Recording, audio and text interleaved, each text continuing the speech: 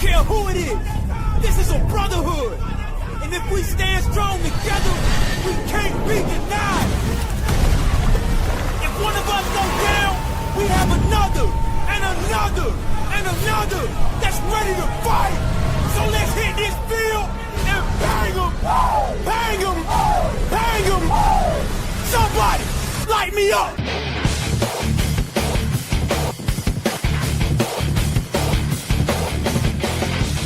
It's time to huddle up. It's the Turf District Podcast.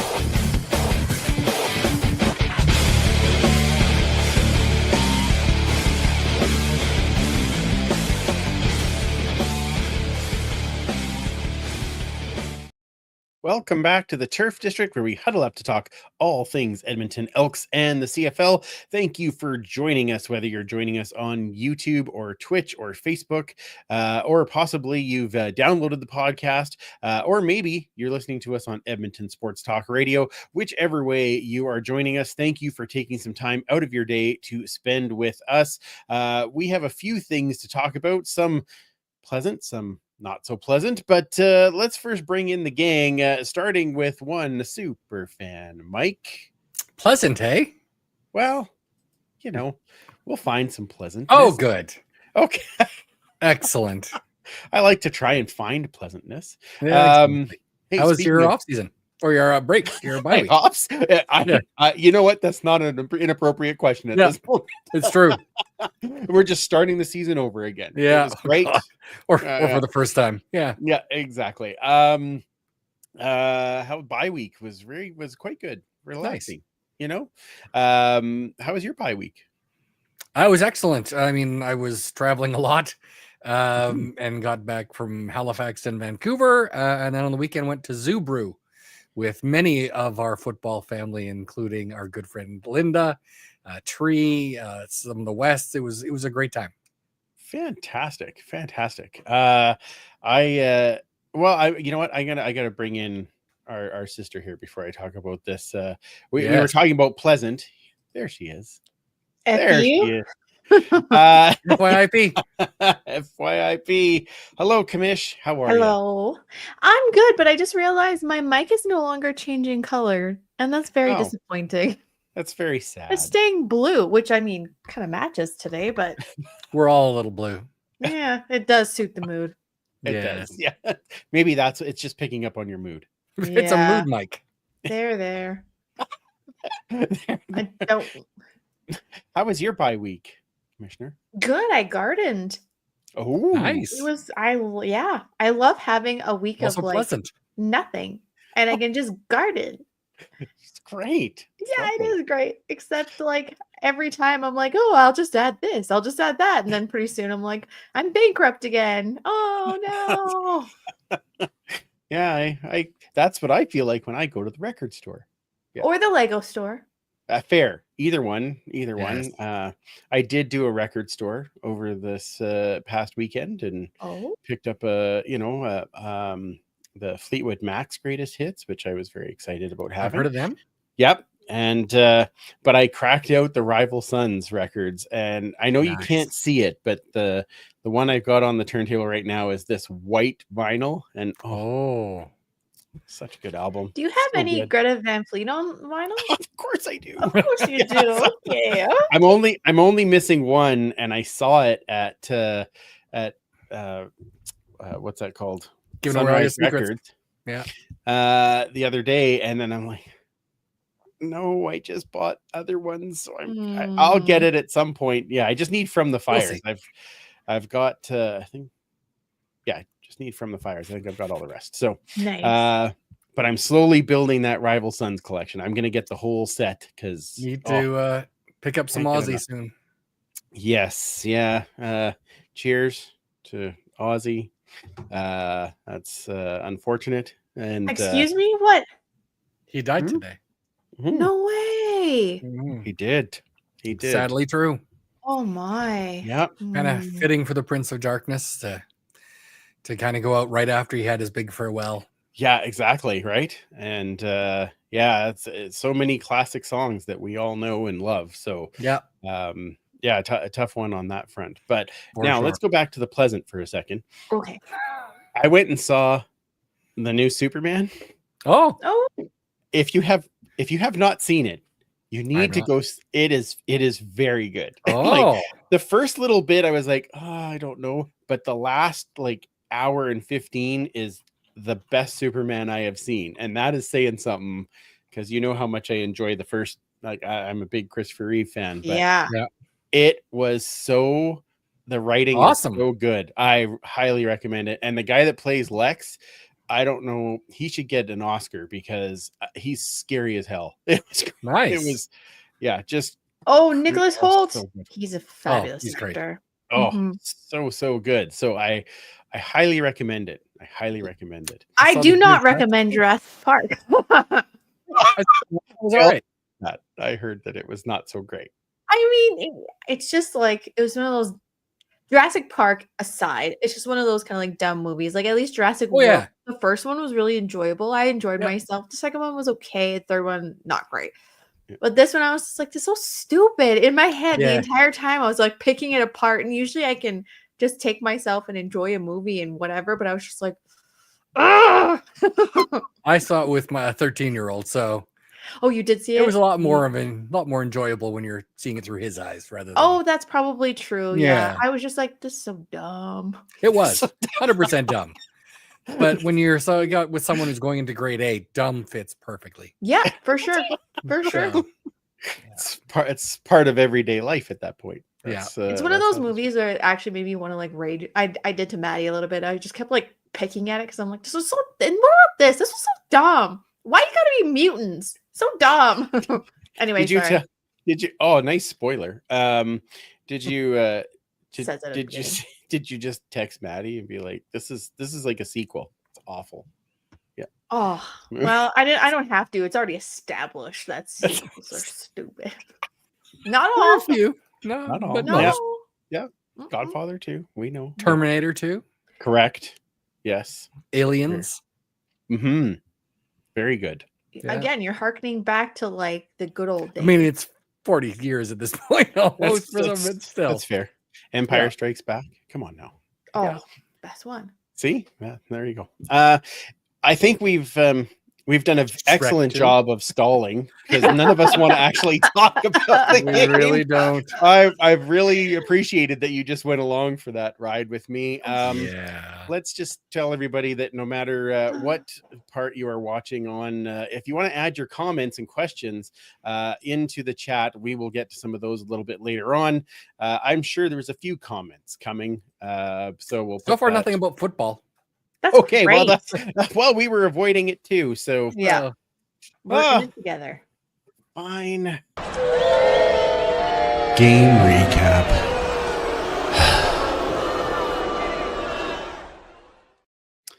Heard that far too often this season. Yeah, we are back to the deep sigh as Elks decided to take the bye week 1 week early.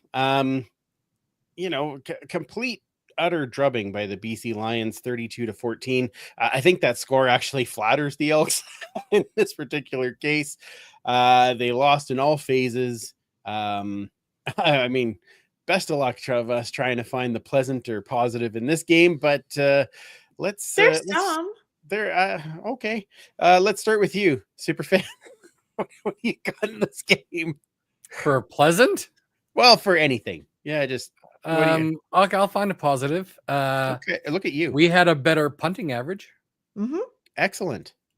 Cody Grace again, Mm-hmm. MOP of the season. Depends. Or maybe Luke Burton Cron. If Blanchard keeps going, Right. Granted, we have to get into field goal range. Yeah, exactly. Right. I We're not may be giving him a asking lot of wrong. opportunities. Yeah. I get it. Yeah. But all right. Okay, I'll give you that. Anything else you want to bring up? for this week? Negatives, there might be a little. Okay. We were just slightly under on the rushing attempts Just slightly. and slightly under on time of possession. Well, yeah. Slightly under the worst of all time. Correct. Yeah. Since they started recording time of possession. This was the second least Yeah. time, right? 17 minutes. 17 minutes of possession. Boy, I tell you, can do so much. And BC was on the better end of both those games. Yep. It was against Toronto with 16 something and against us 17 something. Wow. We almost put up as many points as we had possession time. That would have been crazy. Yeah. If we'd have got another field goal, that would have been kind of funny. I'd have probably found a positive in that, but little rough. All right, Keep some Commissioner, guessing. what do you got for this Yeah, game? the kicking game. Splendid. Yeah, it was. That's all. It's maybe not onside kicking, but yeah. Yeah, I think that's something that a young kicker still needs some time to get good at. If that's the worst thing about his game, where you started and where you are now, I would big applause. Yeah. 100%. All right, what else you got for maybe not so great on this one, Commissioner? Everything else, but I will say I feel like I repeat myself every single year, but could you wrap up your tackles? Could you tackle? There's a lot of flying shoulders. Could you not get hurt while you're tackling? Yeah, that was a big one. The injuries were massive in this game. Serezna going down with the dislocated knee, then comes back in and dislocates it again. And goes back out. Metier out. We're on the one game right now, so we don't know exactly how long that's going to be. And then Bynum going down and is put already on the 6th game. Just a major role in the defense struggling, but you can't just you got to be able to fill in. And I know Coach said that after the game. He's like, everybody is playing for an opportunity. Yeah. And if this was their opportunity, and it did, not that I don't want to come down on Chelen Garnes at all. He's moved to safety. But as soon as he moved there, Rourke just had a field day with Logan Jr. Just went at him the entire game. And ironically, he was the PFF top safety / cornerback, which is odd for a guy playing Sam. What? Because he had a lot of tackles. But if they're throwing in your area, you're gonna have a lot of tackles. Oh, just awful. 3 kinds of lies. Damn lies, and statistics. Those are excellent points. You also said Mather. Yeah. Go ahead. Sorry. No, just going back to the time of possession. Yes. Because that was one of the keys to the game. And it was absolutely a decimation. It was embarrassing. Someone say it was like the 2nd worst. Yeah. Gross. I mean, like you said, that score did flatter the Elks, but at least we ain't no Winnipeg from last week. So there's that. Fair enough. We didn't lose this last week, so that's good. That's true. We still gave up 400 yards to somebody, I'm sure. On the bye week, sure. Yeah. In practice. Chat has lit up, by the way. Oh, I could only imagine. Yeah. 519 yards. Oh, Blake. Sorry about the last game. I don't think you really are. No. Sorry. Oh, no, he has some stuff in there. All right. 519 yards for BC. My question to you both, and I asked this to our friends after the game too, is are we seeing this becoming a bit of a rookie defensive coordinator issue?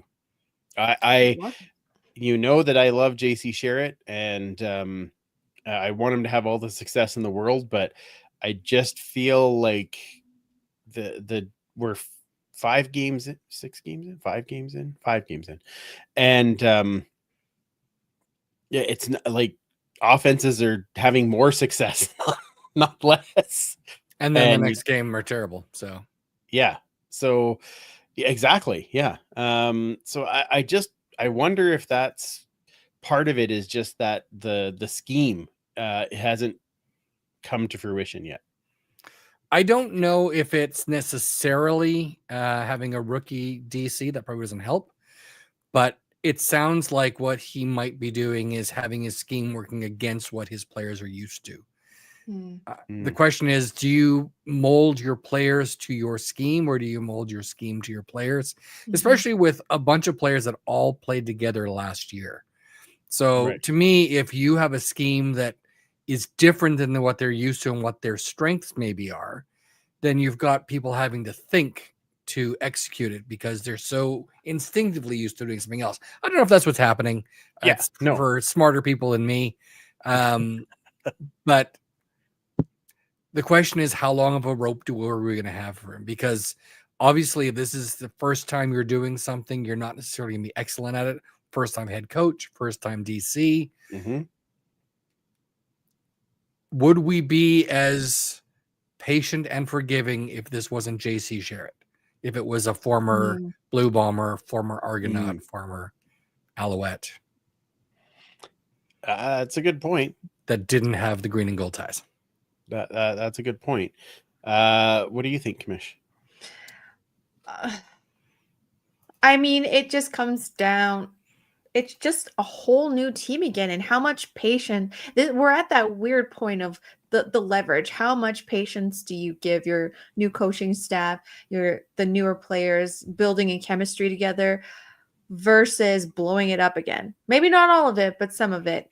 I am by far the least equipped person to answer that. Like, I've never coached, I've never played. I just see what I see, but it just seems like lackluster again, and just the chemistry is not there? Question mark. I don't know. It's just, it should be though. They all played together in Toronto last year. You would think, but there's something missing. Oh yeah, for sure. Yeah. I'm not disagreeing with you. I'm just saying I don't understand why there isn't. Exactly. Exactly. It's like you have that puzzle and you're like trying to put it together, but it's like the pieces won't quite fit. And you're like, but it has to because it's there. What do you like again? Sorry. That was it was and I think that's the thing. We look at this defense, and I remember us, in training camp, we're like, this front seven is gonna be a nightmare for teams to have to play against. Not so. We're not getting pressure, and when we are getting pressure, we're missing. Like we're not getting to the quarterback. So, is it us, or are we just delusional because we want it so bad? It could be. No, it could be, but no, can't be. Again, we were talking about most outstanding rookie in Nick Anderson last year. Niles Morgan, who tied for number of tackles with Anderson, and 3 of the 4 guys on that defensive line are Grey Cup champions, reigning Grey Cup champions. Yes. Like there's no way that front, well, I'm going to say front 6 because Sam is more or less a DB. Right, sure. Shouldn't be excelling.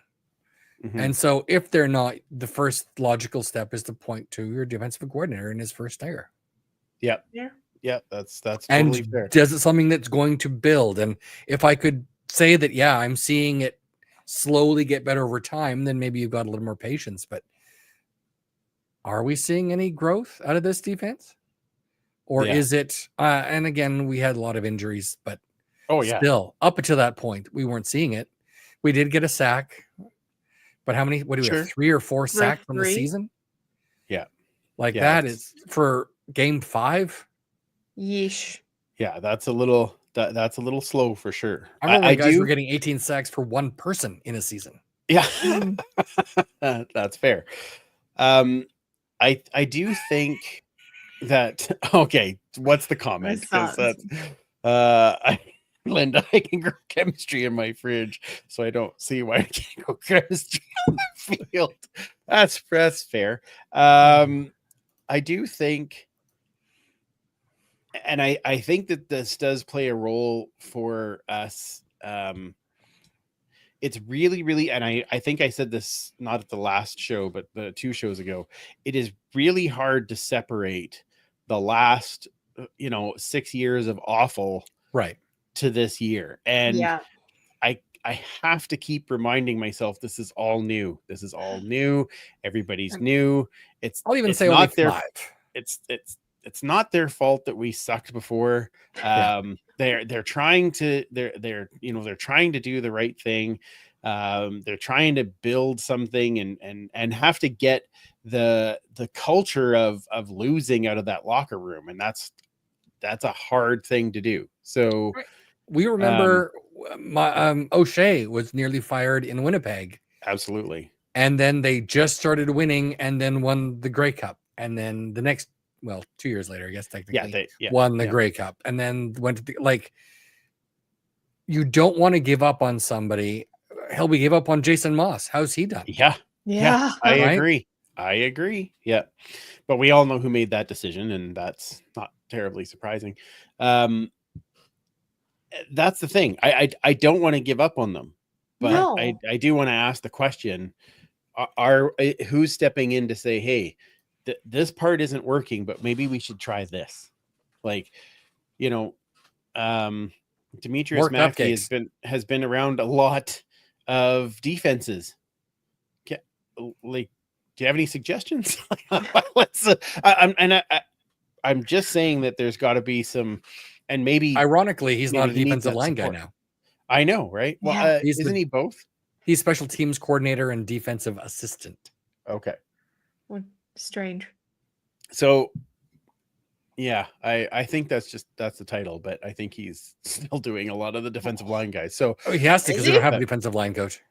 Yeah. So it's just I don't know how to approach that, and all we can do is hope for the next game to get better, and slowly grow, right? But lots of things that we can talk about in the game preview. And I think that's the disappointing part, is at least in the first 3 games, you were seeing some growth in areas. Like, it seemed like there were some positive steps being taken. And they weren't huge steps, but they were steps. And it felt like this game was just like, oh, we're back to the start. Stepping all the way back. Like, it just felt infuriating to watch. We've had less penalties. They were climbing the stairs and then tripped and fell all the way down the stairs and started again. Exactly. Yeah.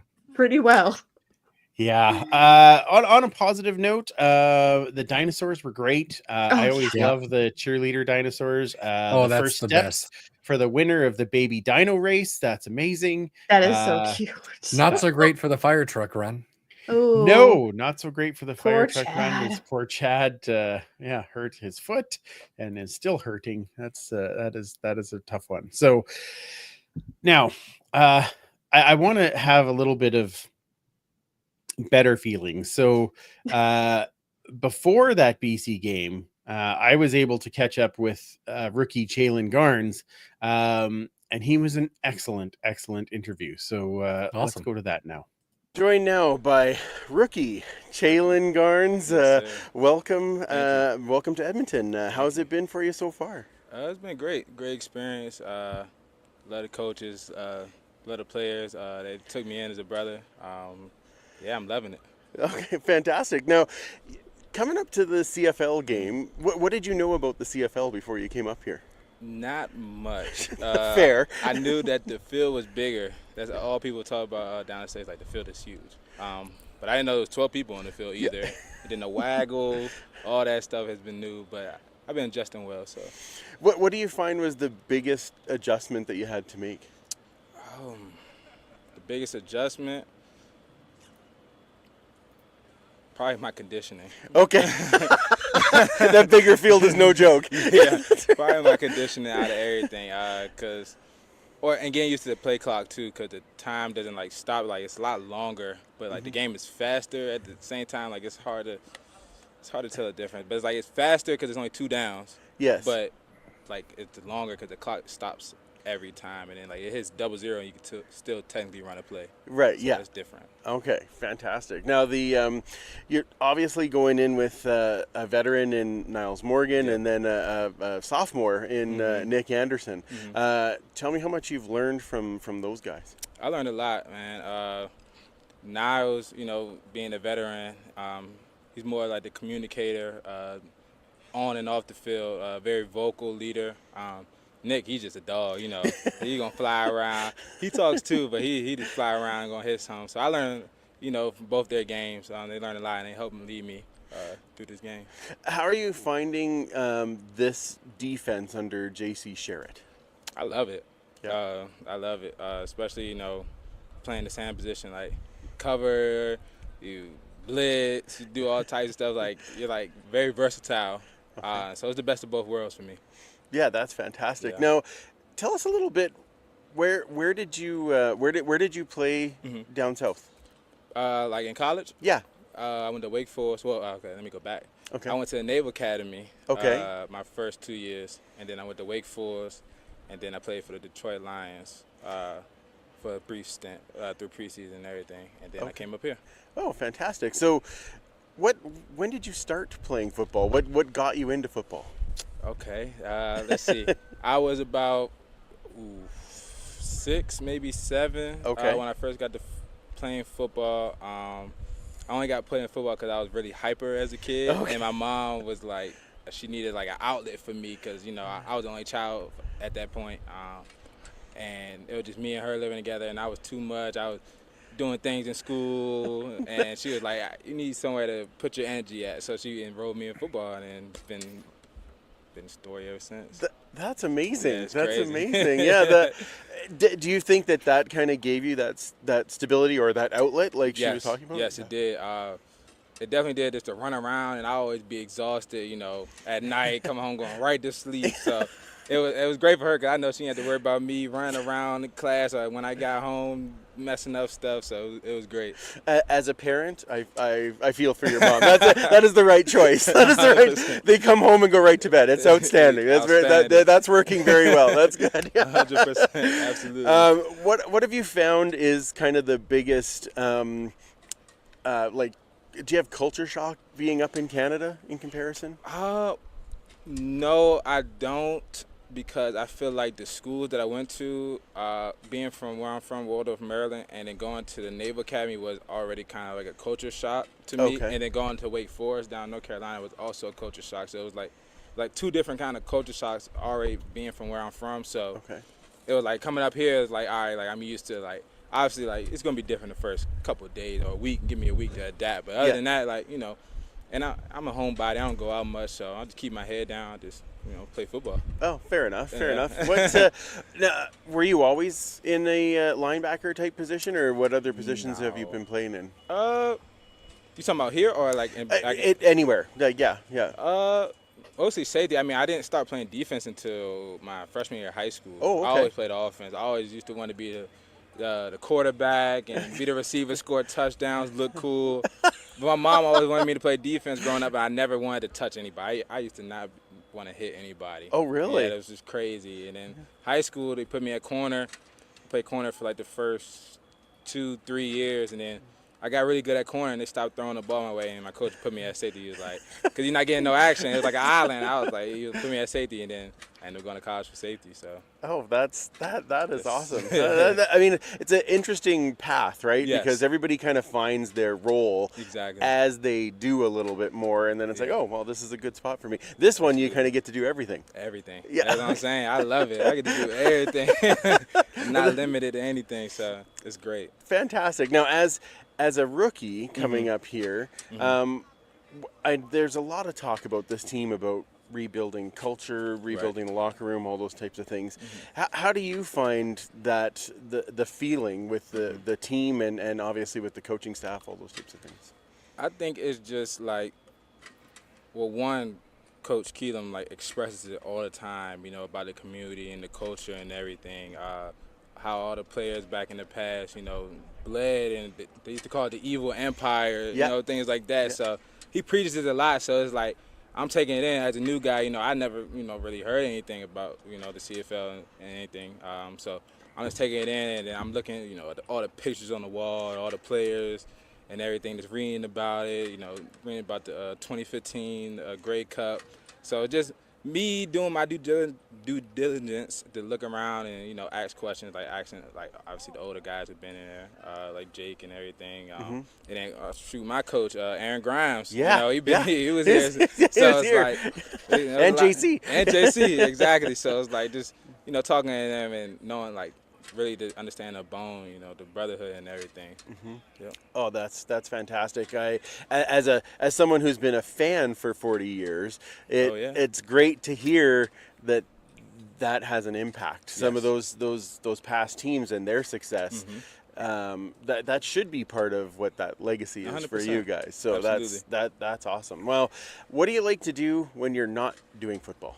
When I'm not doing football, I like to chill. I'm a homebody. Are you? Okay. I go to the movies. I love movies, watching movies, TV shows, playing my video game. I don't have it here yet. Okay. I gotta go back to Maryland to get it. But when that comes to get my game, but I'm chilling in the house. Okay. What's the latest movie you saw? Latest movie I saw was Mission Impossible, the new one. Oh, what'd you think? It was great. Yeah. It was good. Okay. I think it's one of the best ones out of all of them. There's I don't know how many there are now. I think 7, something like that. Yeah, it's a lot. It's a lot. Yeah. That was one of the best. And this weekend, the big one, of course, is Superman. Are you gonna go see it? Oh yeah. Oh yeah. I gotta see Superman and I gotta see F1. Oh, so good. You seen it? Oh yeah, it's so good. Yeah, it's a big screen, definitely. Okay, gotcha. The feeling of speed is incredible. Okay, yeah, great. Very, very good. So, Gotcha. And I'm seeing Superman today, so we'll talk about that the next time I see you. Definitely. Absolutely. That's perfect. Okay, do you have a favorite food or anything that you like to eat? Like a restaurant out here? Yeah.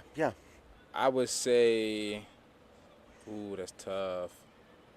I would say the Pint, because that was the first one of the first introductions I had out here. The DB room. All the best took us there. Okay. And now we go Wednesdays for wings and all that. So nice. Shout out to the Pint. That's really good. Okay, fantastic. Now you're in Canada, so have you tried poutine yet? I tried it from McDonald's. Oh, that's not a place to try it. Yeah, and I told her, I was talking to one of the trainers that they asked me the same question. I was like, yeah, I got it from McDonald's. They was like, oh, no. You're not supposed to get it from there. Yeah. But I don't know. The French fries with the gravy, I don't know if that's my thing. You have to get the right. Yeah, we have to fix this. I'll give you some suggestions. Okay, there's some great. spots to go. Great. Yeah. I got you. Awesome. All right, and then lastly, what so far, what has been the best experience being up here? The best experience, just being in the atmosphere to play football and the game that we all love. To me, that's the best experience. And going to playing in front of this crowd, playing in front of Winnipeg and BC, just seeing new things. Because it's also I'm kind of a tourist at the same time, because it's I'm living in a different country and I'm going to different parts of the country, and then staying in the hotels and everything, and get to eat their food. So it's I'm traveling and playing football. I love just two of the best things in the world for me. Well, see, that's how we'll do this. In a few weeks, you go to Montreal. That's where we'll get the poutine. There's that's the best. That's the spot. Yeah, gotcha. Absolutely. Gotcha. We'll make sure that figures out for you. And then you talked about playing in front of these fans. Yes. You get the big win last Sunday. Yeah. What is that feeling like? It was just electric. The stadium was electric when we got the win. After the game, seeing all the kids and all the fans line up and stuff. I feel like it was a huge step, for obviously, our football team and where we put in and everything, but also the community and the right step that we're trying to go this year.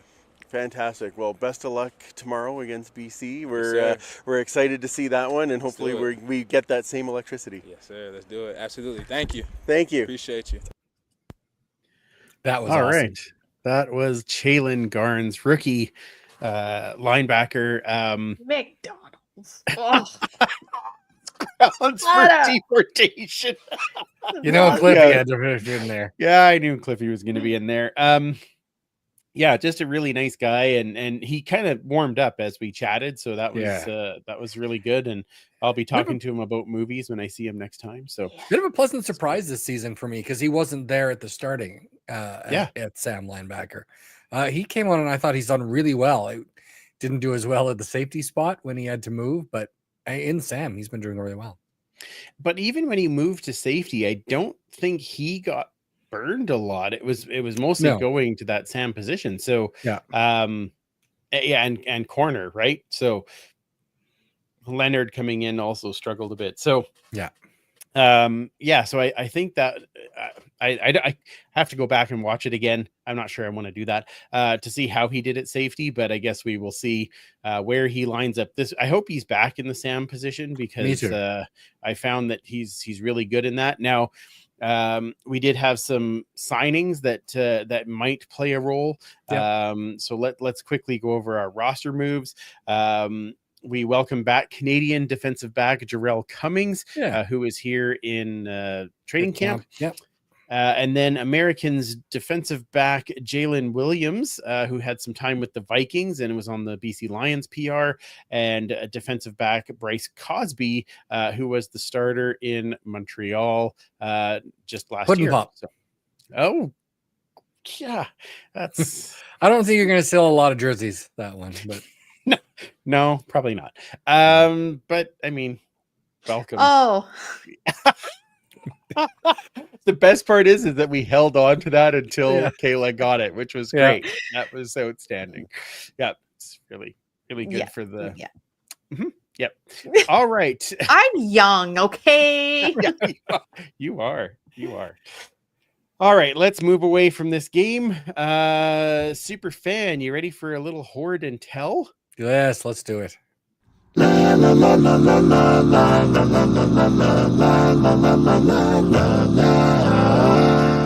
It's time for Hoard and Tell. There we are. Hey, all right. Let's. It's been a while. It's been a minute since we has did been. some of these. So I've got a lot of stuff that's been sort of piling up, and I wanted to go through kind of a mishmash of interesting stuff that I picked up in the last little bit. Nothing like a mishmash. Yeah, showing you this a little earlier. This is kind of cool. Oh, neat. That is cool. I'm guessing this is a shoe bag from maybe the early 2000s. I've never seen believe it before. That I asked you if it was your shaving kit. Yes. It's a rather large little shaving big, kit. little big. And clearly I'm not doing a lot of shaving. But, you know, I did run into a good friend of mine who does find some crazy stuff. And one of the things I love, among many things, are the team photos, especially the ones that were issued to the players and staff. There's a lovely 1970. Hopefully it'll focus in on that. I love the ones that were given to staff because it's not just players in there. You can see that there's some staff in there. Sometimes it'll be the ball boy, like in that case. Sometimes it's the equipment people. So there's 70 and 1972. Oh, wow. Just starting to turn things around, of course, in that 72 seasons. That was a pretty special one. So that was kind of great to find. Another thing I picked up from another guy, I love the Knothole Gang patches in the commercial thing they had me film. I went through and had to drop a bunch of patches in front of them, which is cool. Picked up one more. So in 53 and 54, Woodward's wasn't doing the Knothole Gang anymore, so Weston's took it over, and they couldn't use the term Knothole Gang, so they came up with the Junior Quarterback Club. Exactly the same thing, just a different name. Weston's was a bread company. I was just going to ask you, what was Weston's? Because I didn't know. And then they did 53 and 54, and then the Bay took over 55, 56, and kept the Junior Quarterback Club name. So I already had one, but I wanted a second one because they did the 2 years. So that's the last one I needed, so I can get those framed up. And then we got some kind of interesting stuff. I do love to collect pocket schedules. Schedules of all kind. This is by far the oldest one I now own. I don't know if you can sort of see what year that's from there, but that is the 1939 football season. Wow. So that is going back. We had a 2-year stint in 38 and 39. Back when the last games we wore blue and white for. Before we changed, on the back, it has how the pundits all thought we were going to be doing for the 39 season. And so they were making their picks for the last game of the season. Ironically, so Edmonton was playing Calgary. Did we win or did we lose? We won. Trick question. We forfeited that game. That was our last game and we forfeited. Again, this is in October of 1939. World War II had started. So a lot of the players were going off to war to fight in the war in Europe, as well. Freak snowstorms, weather was absolutely brutal, so they just ended up forfeiting that last game and then folded right after that because of the war. So still, again, 1939 schedule, incredibly tough to find, but this one is incredibly special to me. I think we've played it on the pod a few times. In 1978, 5 guys from the team put out a 45 for those people under the age of 40. That's think of it like a playlist that's got 2 songs on it, called 5 Day Trial. And I've had a copy before, but this is the first time I've had an autographed copy by all 5 members of the group. Very cool. We've got Tom Towns, Brian Fryer, Don Warrington, who passed 2 years after this was released, Dan Kepley, and George McGowan. And it was actually also signed by John Farlinger at the bottom there. But getting something with all 5 of those autographs is incredibly tough, especially since, like I said, Don Warrington passed after the 1980 season. Very cool. Yeah, and last but certainly not least, I have been wanting one of these for a long time. In 1970 or 71, the Wilkinson Knife Company put out Wow. a sword. That is so And you wild. can see all the logos there. And there's the hilt With the Canadian Football League logo on it. That's you see there. You can see serial numbered number 127. wow. 37, hard to see. Incredibly hard to find. This one was found at a auction house in Washington State. Nobody had any idea what it was or really cared, so I was able to get this for a song. They normally sell between $1,000 and $2,000. I didn't pay anywhere close to that, luckily enough. So I've had a chance to buy one 20 years ago and passed on it, and I've been kicking myself ever since. Now I own one. Nice. That is so cool. Yeah. So cool. Wow. I know what Commissioner's putting on her Christmas list. Yes. Tim Capper Knight me. Well, come to Edmonton, dang it. Yeah. Here we are. Language. I know. I mean, it's got, and again, that's that 71, so it's got that old school Montreal logo on there. Oh, so Oh, There it is at the man. very end. yeah, that is so cool. What's on the hilt? On the hilt is the CFL logo. Oh, man. So On what both on sides. earth is that used for? It's a presentation sword, so it was just meant as display pieces. This one it actually came in the original shipping carton. Was given to a assistant coach in Calgary. Oh, man. It's obviously used for knighting people in the CFL family. That's what it's for. And obviously pretending you're like a knight and sword fighting in your house. Oh, Just Right, that would wait never until we happen. have the Grey Cup in Edmonton again. Instead of that meet Oh and my greet, it's going to be gosh. called the knighting party. Yeah, that's There we are. Just- amazing. I will pay to have that done to me. It's on the That's what we'll shoulder, do, and on the then shoulder. then we'll donate all of the funds to CFL Fans Fight Cancer. Like There we I are, think done. I think this is a great deal. I like this. Yeah. Speaking of that, hold on one second. Oh, Yeah, boo hiss on Calgary. Look at what we just missed out on. I meant to have these at the ready for after Horde and Tell, Oh. but I have CFL Fans Fight Cancer pins. oh, I nice. got a whole Oh. mess of them. They're $10 Oh. each. So come find us at the tailgate and pick up a CFL Fans Fight Cancer pin.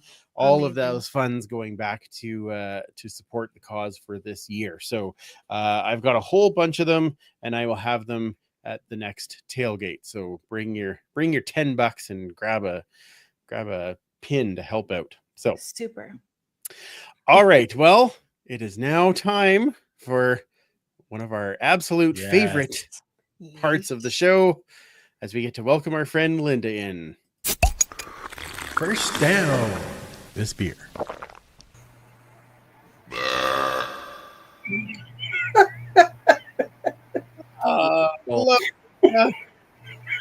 It makes me so happy that you laugh at that every time. It's just Oh my goodness. so good. Before you get started this evening, Linda, I thought I would tell you that I am having an alpha juicy lager. That Wow. yeah, it's kind of an interesting one. Yeah, I don't mind. Interesting, like the way my former mother-in-law described my cooking, or interesting good? No, like it's quite fruity as a lager, which I didn't quite expect. Okay. Yeah, but Nice. it seems to be pretty tasty. I'm also drinking it out of my wonderful cup that I got Nice. from our good friend Janelle at our Chosen Family League. So yes, I just wanted to let you know in case you had an opinion, but you know. I have not had it, but my opinion is you're enjoying a beer out of a glass. I'm happy. Yeah, that's oh, I knew better. I knew better to have the glass. Yeah, I knew that was important. All right. What do you have for us today, Linda? Well, I'm going to start with a little beer history tonight. Nice. So, first of all, darn you, Saskatchewan, for making the word Pilsner scary to the rest of the country. Facts. Friends, Pilsner does not mean pill. It's the type of malt. It was first made in Pilsen, Czech Republic, when they started making the first Pilsners in the 19th century. It's a light-colored malt known for its clean, crisp flavor, subtle sweetness, and some grainy notes. It's very versatile, and you will find it as the main malt in most of your favorite lagers. Okay. Pill, on the other hand, or as it's properly called old-style Pilsner, was first brewed by Fritz Sick. Now that's a name that should be on a football jersey. Oh, thick beer. Fritz Sick in 1926 in Lethbridge, Alberta. You heard me, Alberta. So all of the symbols on that Pilsner label are symbols of Southern Alberta, right down to the 15 hidden bunnies. So go ahead and enjoy our cast-off, Saskatchewan. But if you actually like that beer, God bless, there's room for all of us. Well, most of us. So I wanted to bring a different Pilsner tonight. Oh, nice. And because this is going to be a road game, we're either going to be watching it at the first round at the watch party or sitting on our couches in our underpants. That's not just me, right? No, we don't judge. Either way, I feel like there is a high probability of pizza to go with the game. So I am bringing Pizza Czech Pilsner. Pizza check. Oh, Mm, there it is. there it is. There it Yeah. is. So this is from Dandy Brewing in Calgary. We've had one from them so far. They brewed this beer specifically to be eaten with pizza, and they actually apologize on the can that they couldn't fit a pizza into the can. So I just poured it in a proper Pilsner shaped glass. Of It course, is- yes. It is crisp. It's pretty crushable. Okay. It's grainy, a little bit floral. Mm. Definitely superior to the one with the 15 bunnies. It's a 4.5 ABV, and there's even a number to call on the can, like you would be ordering a pizza. I called it. It is actually the Dandy Brewery's number. They do make pizzas, but they don't deliver to Edmonton. So find this beer, find your own good pizza pie, and enjoy the game. So next, Tim says Next. Pilsner. I hardly know her. Yeah. Okay. Yeah. that's funny. So next up, I have a new one from Dead Frog Brewing in Langley, BC, whose motto is "Life is an adventure, hop in." Friends, I bring you Watermelon Warhead Imperial Stout. Oh my God. What? So Say those words all again. watermelon warhead imperial sour. I might have said stout. Sour. So they say that, honestly, I'm a little scared of this one. I don't blame you. They say it is a gloriously powerful brew, exploding with pure sour joy and packed with flavors of fresh watermelon and lemon. Love it. They say this beer miraculously balances refreshing fruit flavor and so much sour. They actually say so much. And they challenge us. Comfy? Is that the same thing? They challenge us to finish a pint without shedding a tear, whether it's a tear of joy or in mourning for your taste buds. So, having been warned, I've just poured it. It's a beautiful color. It's a very fruity aroma.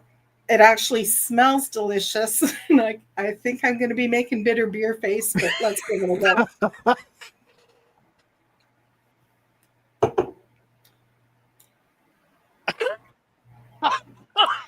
Love it. It's very sour. Did anybody see the enamel from my teeth? I think it just fell off. It actually is very fruity, very juicy, very sour, but it's actually, I think it's actually doable. Puckering, Really? but it's also creamy. Oh, several different fruit sours. So this being an imperial sour, which I don't think I've had an imperial sour before. Imperial means very high alcohol. Oh. And this little bastard weighs in at 9%. Oh! So proceed with caution. So I guess my wish is that the Elks are more explosive on the field than anything that can be produced by a watermelon warhead.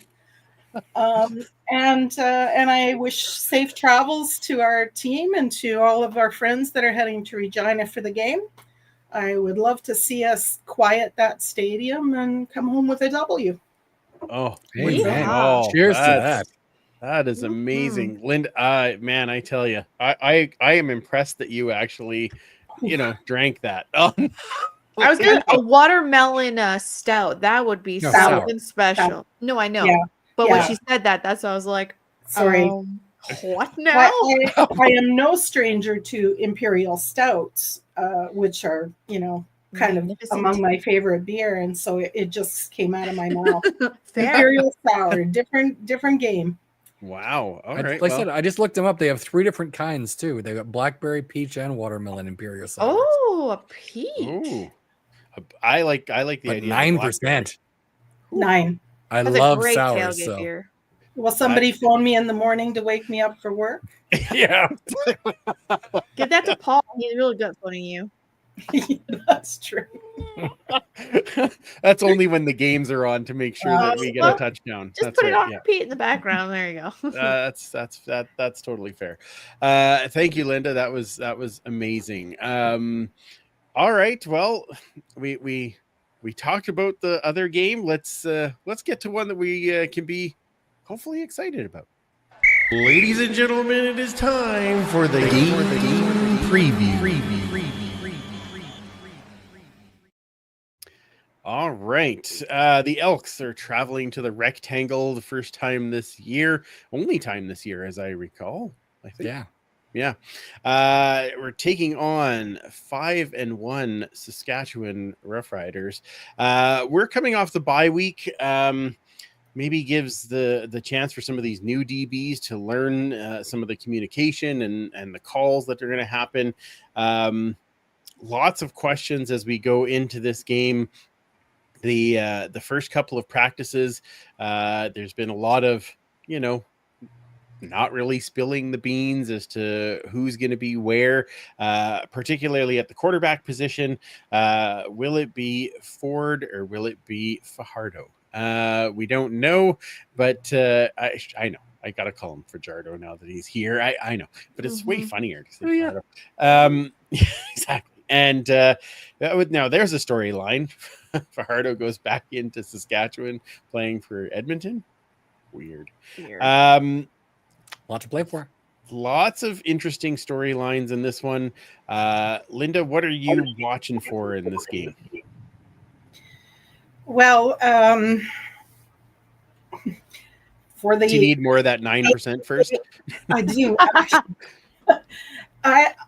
I've been wanting to watch that magical on paper defense all season, and by God, I'm going to watch it again. Okay. We're gonna see. We're gonna see if we can get that chemistry. There is no reason that we shouldn't be dominant. So I'm watching. And we're gonna need that in this one, that is for sure. Super fan, what are you watching? I have a feeling I already know the answer, but please tell me, what are you watching in this game? I think how many yards did BC have against Saskatchewan in the last week? It wasn't many on the ground. Oh, on the ground? Yeah, hang on one second. Like running I will backs, tell you. not including Rourke. Yes, okay. Let's see, that would be in week 7. Less than 50 for sure. 25? Their rushing was 30 for So James. 30 yards on the ground. And we're coming off a game where we had 6 yards rushing Correct. from our running backs. Correct. We have to establish that ground game. It is not going to be easy, but we have to make it happen because that is one of our strengths, especially whether it's Trey, whether it's Cody, someone being able to move that pocket and force defenders to have to react. We've got to take advantage of this. I've been waiting for it for a while. It's sort of been teased a few times, but this is the game where we have to make that happen. And conversely, we've got to be able to stop the run. We had, again, AJ Ouellette had over 70 yards rushing. We have to be able to stop it. Yeah, and AJ Ouellette seems to have great games against us, which sure does. I admit the list is long right now, but he does seem to have good games against us too. So, what about you, Kamish? Well, the good thing is if you can keep Trevor Harris off his feet, if he can't gain a stable gameplay, it's very, very hard for him to come back from it. However, the bad news is that we haven't been able to get a quarterback off of its feet for so we're kind of screwed. But I mean, if you can just, like Linda said, get that defense clicking and disrupt Trevor Harris's gameplay so he can't establish anything, we actually have a shot. And if Trey Ford is playing, he has done very well in Saskatchewan and against Saskatchewan. So it might be a little bit of magic, but it really depends on the decision that they're going to go with. So all I got to say, too, is just wrap up your bleeping tackles for the love of God. Such language. I know. Goodness. Can't help it now. Yeah, I know. We'll help we can get. It's fair. I am going to be much like you, Mike. It's you said we need to get the run game going. I want to see the short pass game take off. I don't want to like, don't get me wrong, keep the defense honest and go deep every now and again, but that should be the exception to the rule. And where the passing should be is that 8-yard range, catch them on the fly. Do the same thing that Saskatchewan does really well. 7 yards, 8 yards, 6 yards, 7 yards. Like just except on 2nd and 10. Except what that? Except when it's 2nd and 10. Oh, 2nd and 10. Yeah, then get 11. That's fine. Yeah. Yes, but I just like every play you just gain that, 5 to 8 yards. That's what the short pass game could be huge here. Your screen passes, the short dump to the hot route. Those are the ones which I know that's the title of a podcast. Mm-hmm. I just want to see more of that because I think that will take some of that pressure off that our quarterback seems to be under all the time. Is under this massive pressure. Not to say that the offensive line is not doing well. It's just it's like we're always dropping back into being this passing game, and the passes are all, well, I've got to wait for the guy to get 20 yards downfield. Yeah. And to me, that's not setting up Trey for or Cody, if it is him, for success. Getting that little short game to control the ball and move it down the field is really what we need to see. So that's what I'm going to be watching for. And I guess the only other thing is I really want to see Blanchard get more field goals. I'd like to get more touchdowns, but I would like to see him continue this streak, because he's kind of turned everything around, and I enjoy watching him get those. So, and points are nice. Points are nice. I like points. I'd love to see converts. Let's try and get 2 or 3 times the points that we have of possession. That would be great. That'd be nice. Yeah, great. We David Beard is back, so yes, that great. Could be huge for us for sure. Yep, absolutely. Those snaps have not been as crisp lately. Yes, so which doesn't make sense to me, but no. But let's get him in there and let's have it happen. So, all right. Well, since we've already talked about our game and we know we're not picking against our team, so let's do other picks. Not. You get a point, and you get a point, and you get a point. It's pick 'em. It's pick 'em. All right, we've got a few games to go over this evening, but first, just a reminder to throw your prop bets into the chat. We will pick one this evening and see what we come up with for our prop bet for the Edmonton Elks and Saskatchewan Roughrider game. Please do not put time of possession on there, because I don't even want to try and pick a line on that. That just makes me want to cry. Gotta be better than 17. Well, really? I don't know. So I'm sure somebody has already put it in there, but yes. Yeah, perfect. Okay. Let's see what other games we have this week. We get to start down south of us with the Montreal Alouettes traveling to Cowtown to take on the Stampeders. Who do you got in this one? We'll start with you, Linda. Montreal. Okay. I'd like it. I need an explanation on that, please. Can't pick Calgary? No, I have picked Calgary before. I just think Montreal's mostly rolling, and Calgary's less so. Okay. All right. That's that. You know what? Your gut feelings got a lot right the last couple of weeks, so I'm not going to argue with you. Super fan? Yeah, I hate myself for having to do this, but I am going to pick the godless ones down south. I think Tim Capper was putting in the chat that MBT, now that Alexander's out, is 3 wins in his last 15 games. I don't see this being one of those wins.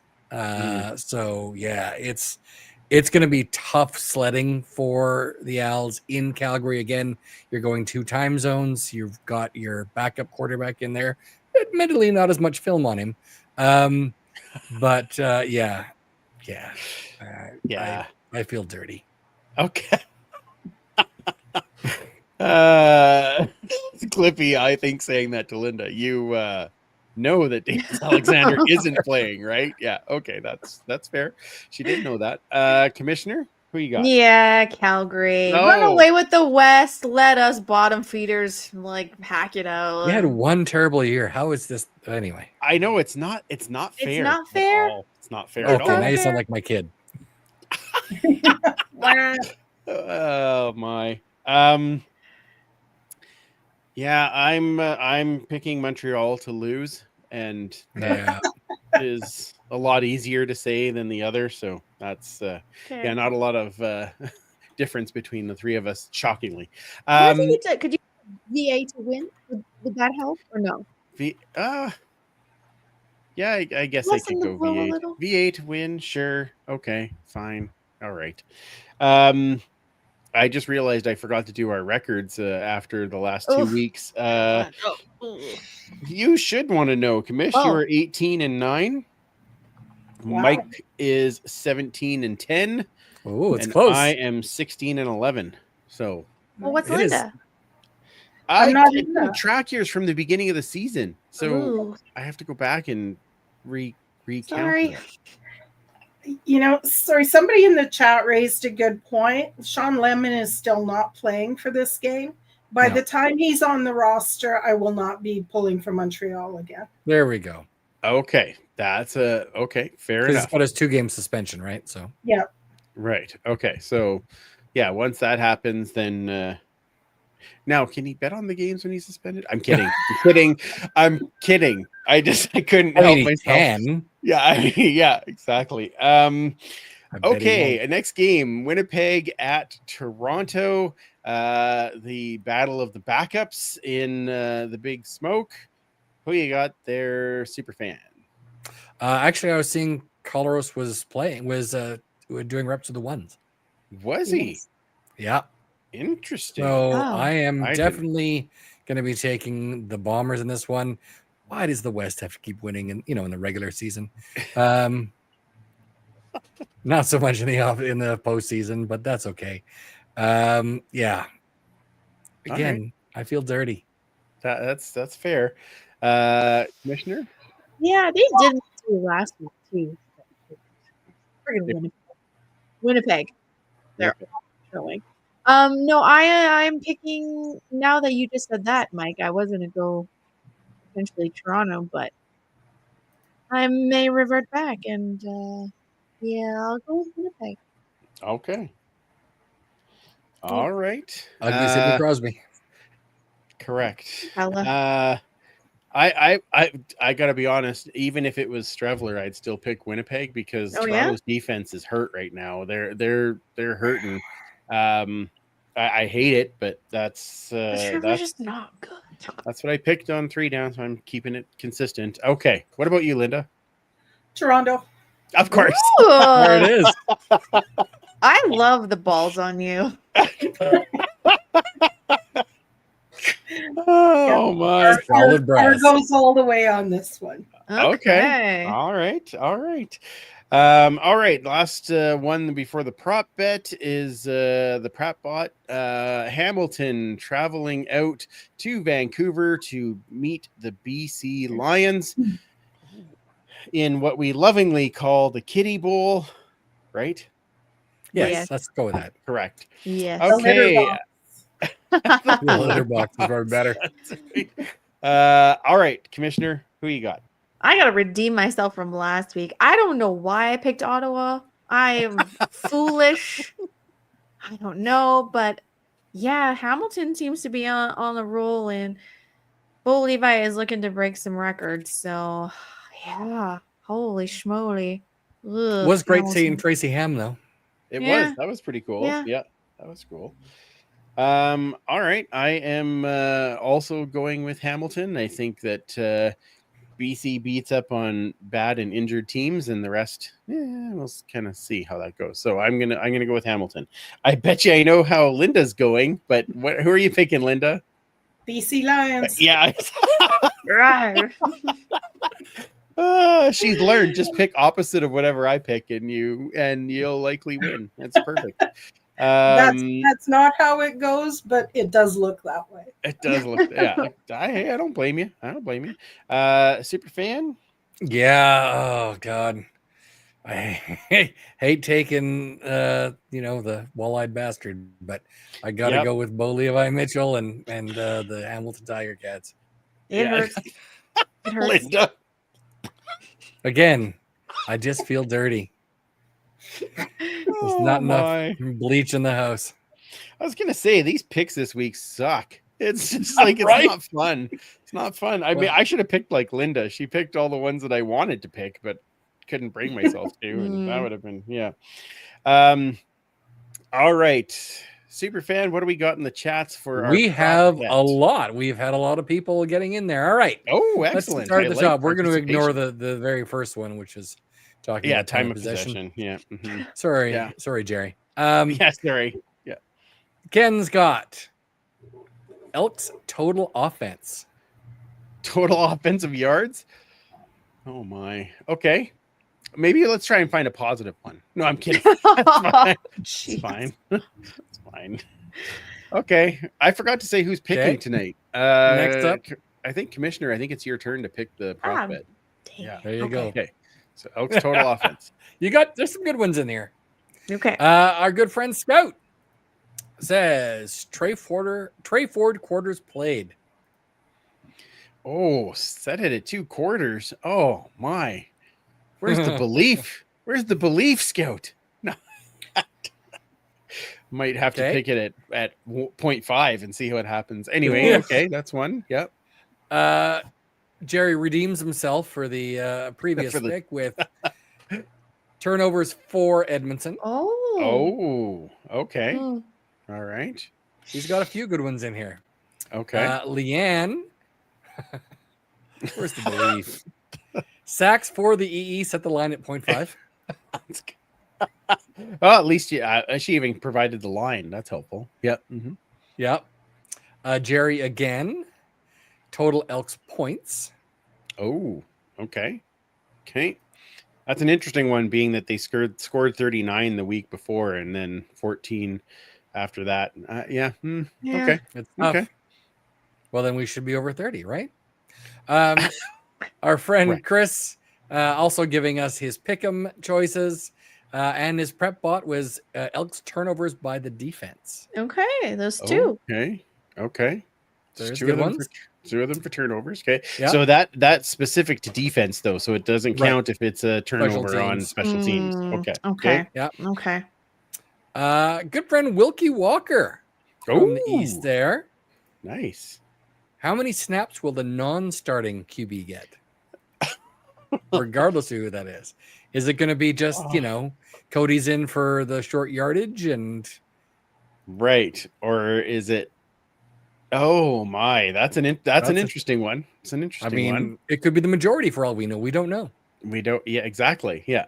The non-starting, that actually leaves it open to don't know who the starting quarterback is. So Correct. that's interesting. Okay. And last but not least, Jerry with the trifecta.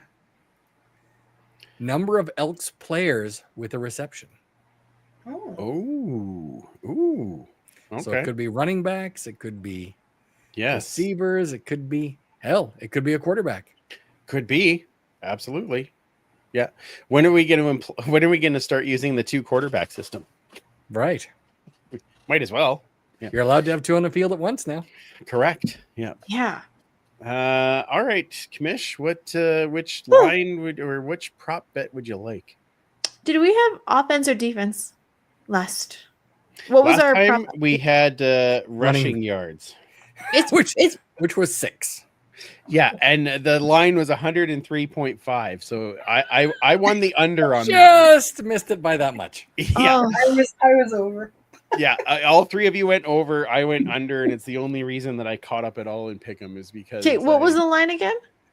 It was 103.5 was the rushing yards that I had set, and By we running got- backs, yes. we got 6. Yeah, wasn't good.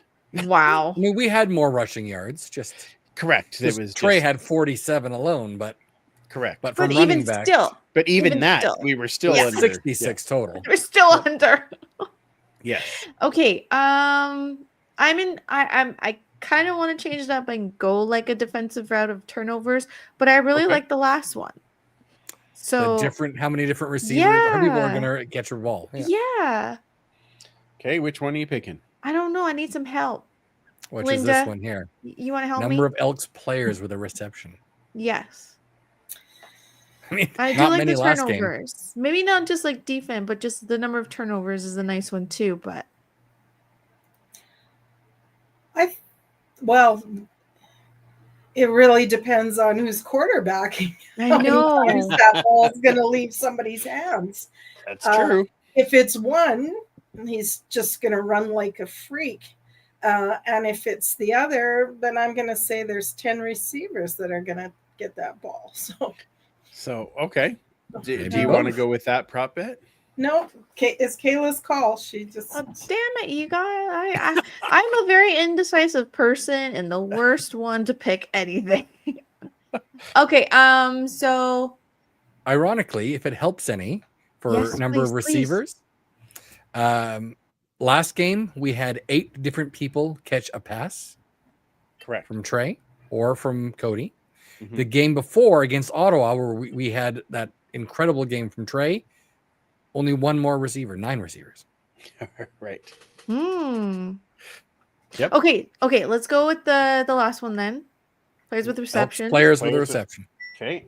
I do want to know one thing though. Is our Cal Smith, he is not on the injured list, correct? Not that I've seen. No, I believe he is playing. Yeah. But I want to somebody prop bet for next in the future. I do want to do those turnovers. I just don't think our team is ready yet. We're not ready. That's fair. That's fair. Okay, so we're gonna go Elks players with receptions. Yes. Yes. Okay. All right. So players in general. So it could be any of them, including. Oh my. Okay, I'm gonna set. So the first game they had 8. The second game they had 7, and then they had 8 and 9 in these last games, right? Yeah, 9 and 8. Yeah. Okay, so let's set the line at. That's what I was gonna ask Leanne. Actually, interceptions count. They don't, because we just said EE play. Oh, wow. Like if an Edmonton player does an interception, okay, yeah, sure. We'll have them count. Yeah.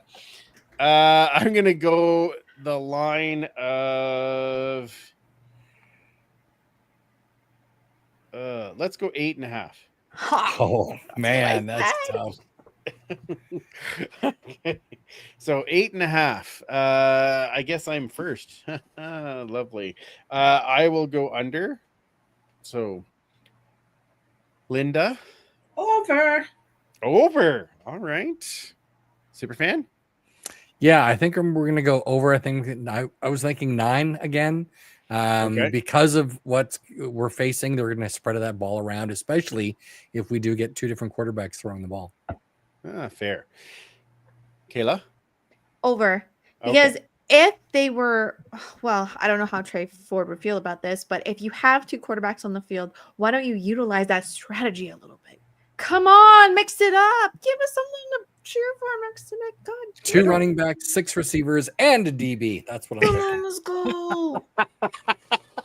And a DB, because we are going to include DBs. All right. So where's Tyrell? That's probably going to kill me, is because I said under, and they're finally going to get the interception, and that's going to be the 9th player to catch a ball. Pick 6. Damn it. Yeah, I'm happy with that. Yeah. I don't mind losing if that means that we have a pick 6 and win the game. That's fine. All right. Well, that's a fun pick 'em. All right. Thank you very much, everybody, for throwing some prop bets at us. That was very, very good. We are going to wrap this one up and go to a little bit of overtime here because I see there are a ton of questions that we want to get to. So we will get to those in just a mere moments.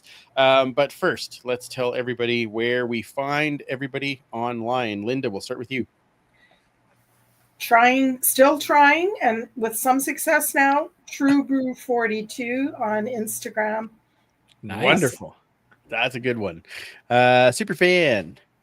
You can find me at 56 Parkies and some of the things I've been showing in the Horde and Tell segment at the Edmonton Football History account at EDMHISTOREE. Lovely. Commissioner. On the Twitter litter at Duchess Lombardi. Twitter litter. That's about Hellscape. Correct. Yeah. It's very appropriate. It is, yeah. And of course, join the huddle with the podcast at the Turf District on all the different social medias. You can also follow me at Free Policious, where I usually post my 3-down stuff and Lego and records. Superman. fun things. Superman. Oh, so good. Anyway, okay. Also follow our friends at Pay It Forward with Football. They continue to do stuff to spread kindness, and that is what we need in this world today. Like I said, if you are online with us, stick around for overtime where we'll take some of your questions and chat a bit more about the team. Otherwise, we will be back next week on Tuesday. Except for not Mike, right? Now, I'll be flying back from the Paul Simon show, or as my 32-year-old coworker calls him, who? Correct. So, oh, it's sad. All right, well then. Log in. You'll be able to see myself and Commissioner and Linda, as always. We will be here. So for Linda, Commissioner Kayla, Superfan Mike, and myself, Andrew, thank you for watching. And remember, you cannot catch footballs with your face, and we will absolutely talk to you next week.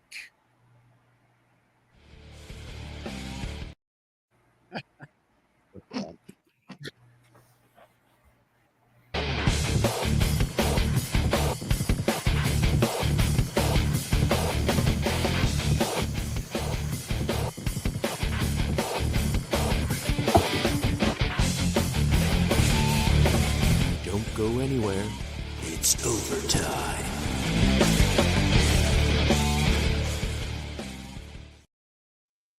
Oh. Wow. mid-season form. That was a transition. Still, Tyler's like shaking his head like, why did I give him anything? Oh my still god. Crazy after all these years. That's really bad. Okay, well, we're back for overtime. Yay. Yay. Thank you for joining us for overtime. Put your questions in the chat. It is time for us to take some fan questions. So, super fan. Yeah, we've been getting a lot of chatter in there, even about football. Cool. This is pretty Was there something impressive. about Superman, though? That was cool. Probably. Okay. This is from our good friend Kobe Godwin. Hi, all. If you want to watch some great football, look up the U18 Canada Cup. Alberta beat Ontario in overtime, spoiler alert, in the gold medal game. Absolutely amazing finish. And that's echoed recently by our good friend Coach Vic. If you want to watch amazing come from behind win, tune into Football Canada's A of Alberta, guessing game of Alberta versus Ontario gold medal game from Sunday night. Just, again, absolutely, from what I hear, just absolutely a phenomenal game. It was really, really good, and the way they came back and won in overtime was just unbelievable. Yeah. And Kobe's son Blake, of course, on that. Yep. Congratulations to Blake. 100%. That was it was very, very cool to see that happen. So yeah, awesome for them. Well Absolutely. Okay, Leanne, and it's something we haven't really talked about yet. Or at least given our opinions. So what do we think for the starter? Cody or Trey? Yeah, I guess I was going to ask that in the game preview, but I wasn't really sure. So, all right, well, let's go around. We'll start with you, Commissioner. Cody or Trey? If I was making the decision, I would do Trey for a quarter and reevaluate. That's what I would do. Okay. He is a starter. You want to meld your starter, even though we have not a great record. You're paying him money. You have him on a contract, but if he can't produce, the leash is this short. All right then. Super fan. Yeah, I think you're going to see them start Trey and have Cody ready to go. Like Kamish says, I don't think it's a very long leash. I think that if they start seeing it's just not working, that they're going to put Cody in at least for a bit of time and have Trey watch on the sidelines. And if he starts to figure it out, then maybe they can insert him back in. All right. What are your thoughts, Linda? Yeah, pretty much the same. You know, the old adage, yesterday's home run doesn't count in today's ball game. I like that. Last game's screw up, I think, was not entirely Trey. I think that the coaches have to wear that. So I think they start their starter, and as Leanne says, a short leash with perhaps with a shock collar. That's I think Trey will start. He does. Trey Yeah. does play well in Sask. Yeah, Scout saying that for sure. And yeah, from our friends over at the Elks Call. So make sure you check out their show on Wednesday nights. Yeah, I'm the same way. I for a little bit there, I thought, no, they're going to start Cody. No, I'm like, no, they're not. But I feel like what they're likely going to do is have a set plan like they did against Ottawa, where Trey is going to come in, and then at the beginning of the second quarter, it's going to be Cody, and then it'll go back to Trey. And unless one of them is outstanding or struggling, that will be the plan, and that's what they're going to. I feel like that's the kind of, and I hate to go and say, well, it's got to be a quarterback system, but it's not like those have failed before. So maybe it's time to just have that as an option. But I do think that Trey gets his number called for as the starter. Yeah. And at this point, you have really nothing to lose except the game, so you might as well try something like the quarterback system. Go for it. Try it out. Tim says that's doing Montreal. MBT and Evans. Oh wow. Okay. Like, leash be. You know, I gotta say, like, if it's my team and it's MBT and Evans, I'm like, it's got to be MBT, right? Like, I don't think last year that MBT was the biggest part of the problem. No, he was one of the top 3 passers in the league last year. Absolutely. So I don't. It was the defense that was a problem. Wait, that sounds familiar. Huh. So we got a new one. And yeah, we did. We got a fresh one that likes to do the same thing. I think with a full week of prep for MBT, I know he's got to learn that Calvillo offense, but I feel like give him that time with the guys they have on that roster. I don't get me wrong, Davis Alexander is amazing and is the young kid and definitely a lot more mobile than MBT, but I feel like MBT is not going to be, they're playing Calgary, so they're maybe that's why you put Evans in, feed him to the dogs, and then go back to MBT. But I think you at least started, yeah, maybe. Yeah. Although Trey's had probably some of his most successes coming off the bench too, right? So true, very true. Yeah, so there's options. What else we got here? There's lots. Again, speaking of Trey, our friend Jerry, Trey has his best game ever and follows it up with his worst. No question. Yeah. Yeah. 150 for quarterback rating the week before, and then 16.8. Oh, yeah. Pretty similar. Yeah. Daryl McMahon is asking, so did Ed bring in the wrong guys on D, or is JC in over his head as DC and a rookie head coach? We did touch on that in the main pod. It's hard to say. I mean, I can't imagine that these guys don't play well together when they played well together, 8-9 months ago. Right. Yep. It seems odd. So we're going to see if that scheme will fit them. So. And I think that's part of it is they bring in names, but I mean, we talked to Ed and he was saying even at Fan Day that, the expectation was that the defense would carry while you have a young quarterback trying to, perfect his game, and that hasn't quite happened. And so, as we said, does that now land back a little bit on JC? We'd have a lot more patience with Trey if the defense was doing what we expected them to. Mm-hmm. Yes, Mm-hmm. for sure. Mm-hmm. For sure. Our friend Blake from the coast has brought up something we didn't actually talk about from the last game. Not impressed with how the Lions acted. Oh, yeah, especially after the hit. It was gross. It was Yeah. really bad. Yeah, that's very true. I forgot to put that back in there, or probably blanked it from wanting to talk about it. But yeah, that pop on Arkell Smith, you know, and we saw another one this week, right? Where Right. the Drew hit Brown. on Drew Brown. Yeah. I can't say that I would be upset if that was an automatic ejection for either one. Absolutely. And I mean, a lot of people were saying, listen, that's just not his style of play on the Drew Brown hit, but you got to keep control of your body.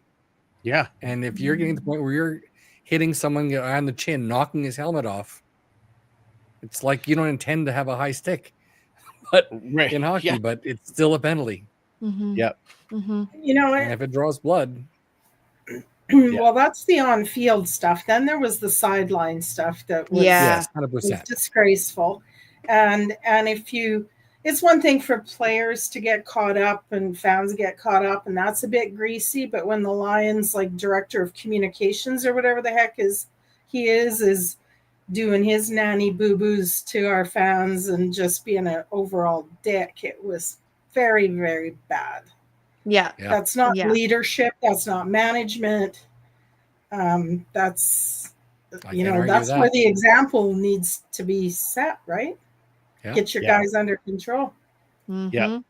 Yeah. Oh, I agree. And you know, you have a guy down that we didn't know the extent of the injury, but Right. obviously hurt, and you're celebrating and you know, showing off to the other bench, and like, Yeah. And even after Yeah. that, into the next play where Arkell was still in the medical tent being evaluated, and Gary Peters is like Being Gary Peters. still trying to upset the crowd or whatever. It's like, okay, He was going after Cody Grace. yeah, yeah, Yeah. like you do it Like, with dude, he's points, a you do punter. it with possessions, you don't do it with dickness. Like, it's just obscene. It's so disgraceful. Like, if I was a Lions fan, I would be like, ew, you're yeah, don't do that. douche canoe. Get out of here. wasn't that Morley that said that you know, he was happy to learn douche canoe from you? Oh, I really? think that's what it was. Yeah. Yeah, I don't think he'd heard that one before. No. They never stop learning. Ken says same guy with a headshot on Smith for both games. Really? I didn't realize that. Interesting. Yeah. Well, that Now- is yeah. From a positive, also from our friend Blake, Elks will win on Friday.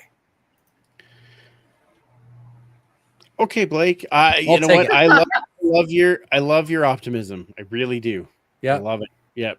It's a reason that we're friends. I appreciate Yeah. that. Yep. That's very good. I truly hope so. But my Well, There we go. That Optimism is reigns. fantastic. oh, please somebody make I that have enough GIF. for all of us. Yeah. Oh, Outstanding. excellent. I boy, where did you say that watch party was? First round? Yeah, you're gonna bringing those down for. Yeah, I'm all gonna of take us one to here? Ottawa. Dang. Yeah, Okay. I could take one to I think I Montreal. have I am about going 15. now. I think Yeah. I have about 15. 50? Oh my. Wow. See, that'd be great. Yeah. Embarrassment of wait. riches. I can't wait to tell Nathan, guess what you get to wear at the game when we go to Montreal? That's right. Some antlers. Yeah. It's going to go over real well. Yeah. Only there were jantlers. Only. I'll do that just for you, Mike. I'll be in the There we go. Yay. Okay. Oh, my. Yeah. It's unfortunate you put the jantlers away. You got to bring those Yep. out every now and again, I think. Once in a while. Okay, good. Yeah. Following up on Blake's comment, Abutski saying riders are good, but not a juggernaut. Okay, well, Any given Friday. any given Friday, sure. I will say that. I think they, you know, what was the game that they lost? It was the Winnipeg one, right? Yes. Yes. So other than that, they yeah, they've had some fairly convincing wins. So I agree they're not a juggernaut, but you can tell that they're farther along in their development as far as coaching and being on the same page and things like that as than we are. Just But- they're in their second year of having all of their coaches, right? Didn't they almost lose? Was it Ottawa? Hang on a second. I don't Hang remember on. that. Yeah, but those almost lose and almost wins are. Oh, it was the Argos. My apologies. The It's Argos. the Argos, right? Okay. Oh, yeah. and Ottawa, actually. Both Yeah, they teams. almost lost to Ottawa. They lost 31-26 over Ottawa.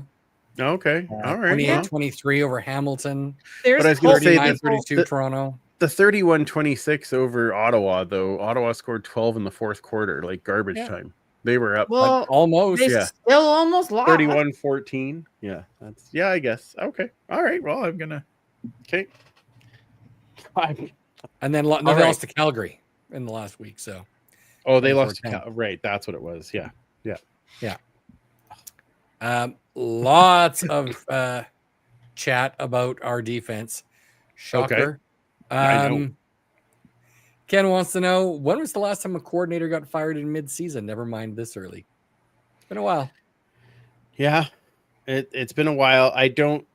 Again, I don't see that quite yet. But again, I think Ed is also. I mean, he knows he needs to have success, and I know he's. But I don't think he's that's going also- to make it. That's giving up on the season to me. correct. Yeah, I agree. And he's not a guy to do that. Not at 6 games or 5 games into the season. correct. Yeah. Yeah. Like Like, we're not even a third of the way there yet. yeah, exactly. This is our This- third of the way game. Yeah. Yeah, crazy. Chris says D-Max basically brought this line with him here. I hope he can get the front four moving. Something is amiss. Ken also says, I always see Maxey with Sorozen and Brinkman every time I practice. So while he may not be officially the defensive line coach, you have to expect that he is the de facto one. Oh, yeah. Yes. Yes. The relationship's And- not going away. And Chris does have an idea to get that Okay. line going. I like this. No more cupcakes for Jake until the D-line gets a sack. Okay. That's fair. I think that's fair. I think Sack that's a good way snacks. to do it. Yeah, exactly. You want cupcakes? Go get that quarterback. Then you'll get some cupcakes. That's right. Yeah. That's right. Just dangle some on a fishing line Stands over for Trevor everybody. Harris. Yeah. Right. Yes, and Jerry does have a point that problem is we can't wait 2 more years. That's the issue with having such a young team. Again, the youngest team in the league statistically, and the youngest, probably the least experienced coaching staff. Correct. Yep. And although I agree with you, Jerry, that we can't wait 2 more years, there is also that, again, this is what I was saying earlier, is we have to remember this is all new. This is all, like it would be, if we'd only had 1 or 2 bad seasons, like we'd be like, oh, okay, like this is a new coaching staff. We got to give them time to gel and time to work and new guys in positions, all those types of things. But because we've had so many years of not good, it is hard to have that patience for sure. Yep. For sure. Scout was saying, there we go. Losing Sorozen and Smith are tough for the D-line. However, Jake Sorozen has been practicing with the ones at practice this last week. Last Friday, our good friend Janelle was, of course, stalking his Jake's Instagram. He was doing box jumps on Friday last week. Wow.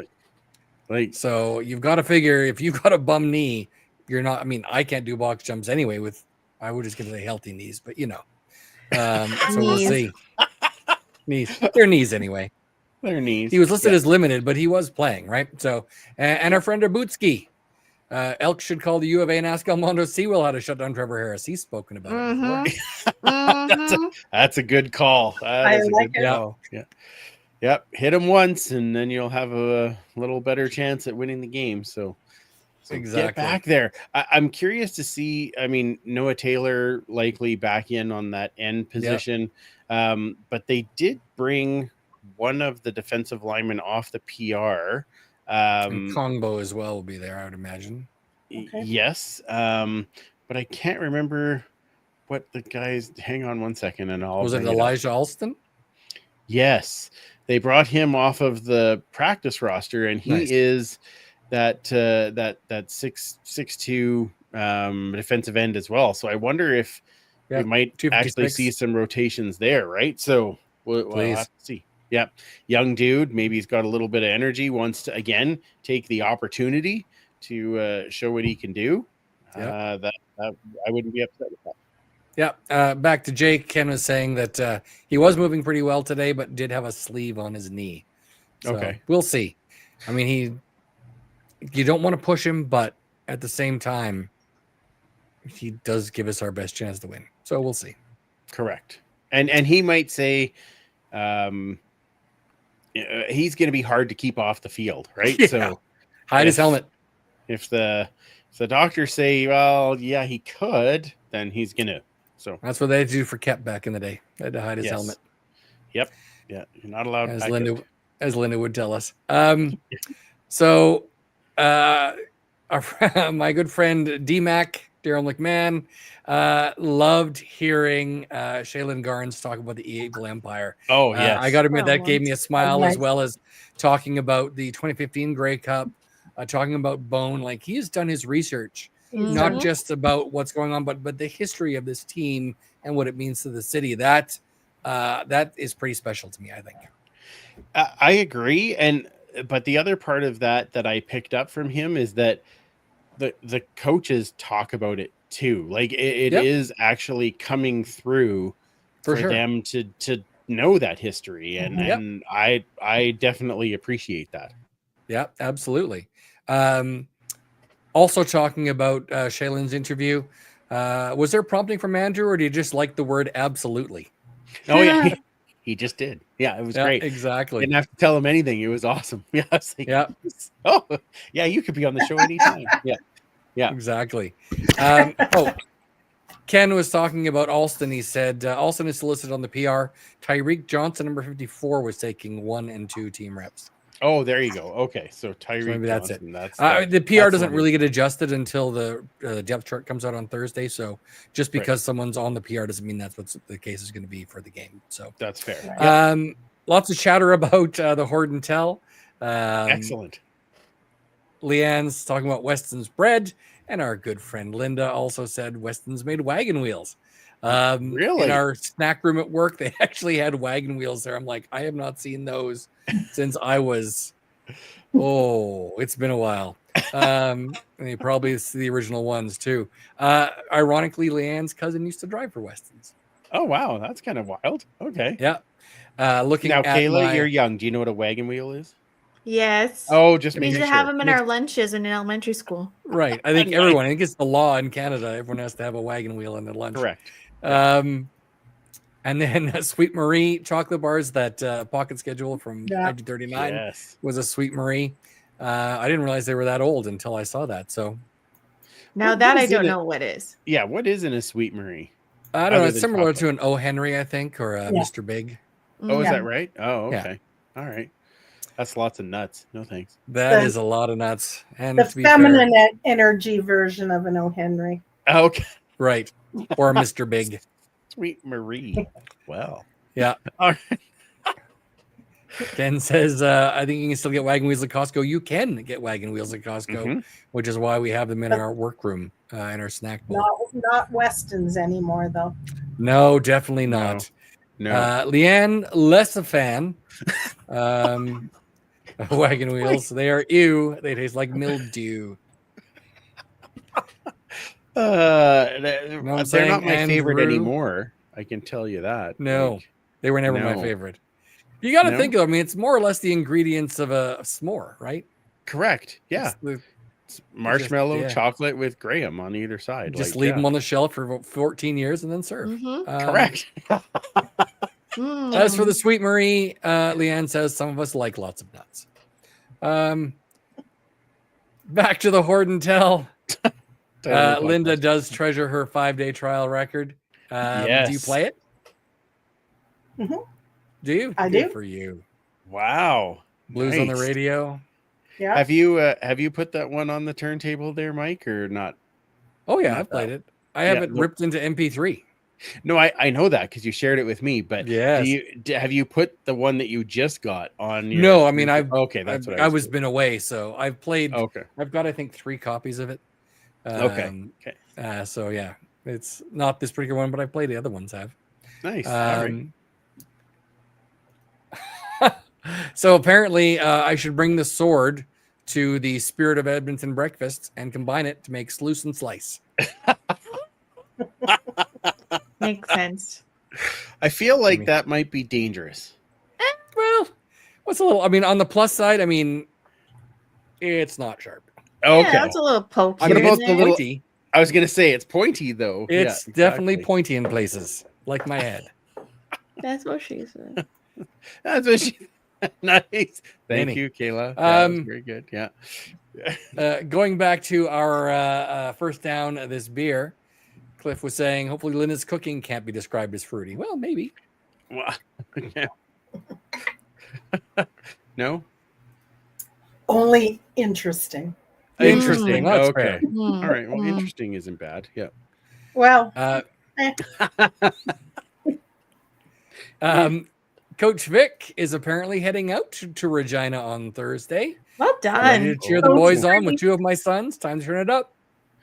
Well, now if the hype man is going out to I was going Saskatchewan, to say, I mean, oh, I mean, you can't get more They'll prove- positivity than that.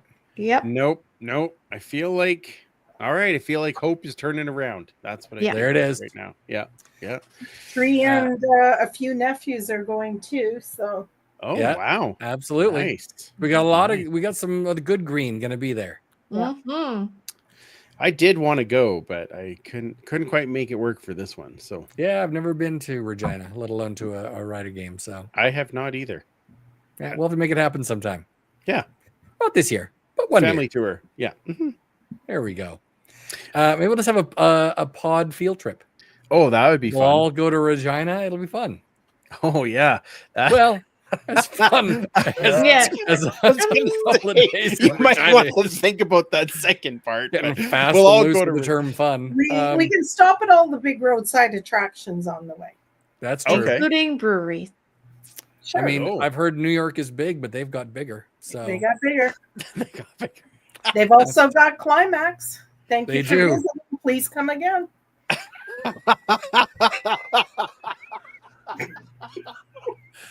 that's worth going right there.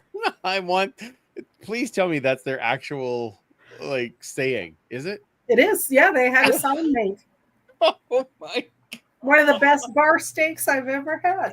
Okay. Perfect. That's a good one to have. Yeah. Oh. There we go. All right, Chris saying I'll give the riders credit. Their game day experiencing stadium In is fantastic. Yes. Well, Yeah, their okay. stadium is fantastic. Mm-hmm. Yeah, It is. okay. I mean, I never saw Taylor Field, so obviously Yeah. the new mosaic. It's, I'm always it's- calling it new mosaic. Think McMahon, but upgraded Worse. 10%. No, 10% Nice. better than Oh, McMahon. nice. Oh, it was Outstanding. Okay. All right. Well, I'm excited to go see a game there one day. We'll have to. Yeah, I think this is a neat idea. We might have to do that for a turf district field trip. Yeah. where we all go and we'll get Go some to a other rider people game to or join something. us, and we'll all go and be in a certain area and all cheer together. That's Yep. be fun. It's true. Daryl McMahon would like to know, why do we have a bye week and away game when clinic days are on? Well, I think they are actually just trying to get away from it a little bit. I don't know that they were specifically trying. Calgary to been doing on that for a long time, and that's when they had the Stampeder Bowl or whatever it's called. it. Yeah, The horsey bowl. Stampede Bowl? yeah, that thing. I thought it was a great idea. Oh no, it's a good idea, but It's just ugly. I mean, it is, yeah, and it's. I mean, they should have had something with Normie Kwong on it. I mean, come on, the Normie Kwong Bowl played for both teams. see, there we go. That would have been great. It's part of the greatest trade in CFL history. Yeah, the Stampede Bowl. I should have known as soon as it was a bowl to not pick Winnipeg. That would have been the smart way to do that. But Yeah, they Anyway. can win a cup. They're not going to win. Yep. If we do go to Regina, you have to stop in Vegreville first. Meet the egg with shots. Oh, Jello wow. shots. Oh. There we go. That's just making it even better for a better Right? idea. Yeah. Oh, I'm in. Jello shots. Splitting the fish in Pasanka. Now that should also be on the sign. Correct. Yes. We did talk briefly there about K-Days. One thing we didn't mention was Monday Morning Magic. Oh, yeah. I forgot to. Oops. We had the bye and Monday Morning Magic, hopefully giving the boys some perspective and pause for reflection as they come out for all 60 minutes. Yeah. Yes, please. Yeah, seeing Nick Anderson fold into one of those little kids' rides was pretty funny. Yeah. It's like, well, he was still smiling. I'll give him that. That was pretty Yeah. good. Yeah. Good That for was you, Nick. adorable. Yeah. Exactly. Tim Capper does have a proposition. Okay. Can we please Nope. have Cody back? No. No. Yeah. No. I mean, it was worth a Sorry. shot, right? Yeah, it was worth a shot. If can Alexander be out for like at least 3 weeks? Because then, like, You might have a shot.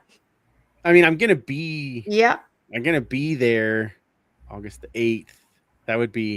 I'd be okay to see a win on the road. That'd be great. That would be I'll great. see you I've win had no anywhere at luck this going point. to BC. Like, so Yeah. maybe I'll. Yeah, maybe you're the problem, Andrew. Yeah, you're my problem, Andrew. Yeah. Where's the last If actually, Nicole? okay, no, yes, but also the it's funny because Tyler collects little like sayings on his phone that are like from shows and stuff that say Tyler, and one of them is "You're my fucking problem, Tyler." It's the funniest.